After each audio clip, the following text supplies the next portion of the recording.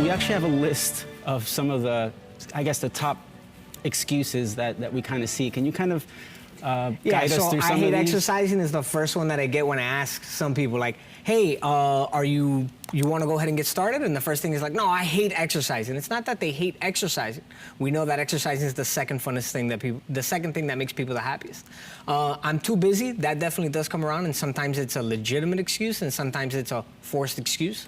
I'm too tired is, again, sometimes it's legitimate, sometimes it's that. If somebody doesn't have enough sleep, exercising can be detrimental, but if they are rested, but they just kind of don't want to make it, they'll say, hey, I'm exhausted.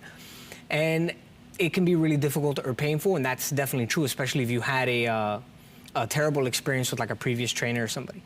And then not being athletic, that's I don't hear that one too much, but it does happen.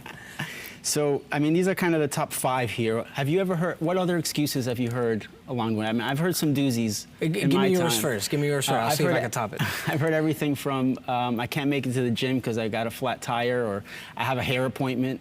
Okay, so I can't go to the gym and exercise because I'll get sweaty and it'll ruin my hair. I've gotten that one before. But here's a serious thing. I wish I had it. So, Brian, I mean, is it okay to fail? I mean, so many of us start exercise routines and then we kind of peter off. Is it okay to fail? I mean, how? Of course. I think failing is the biggest teacher, right? If you don't fail, how can you be successful?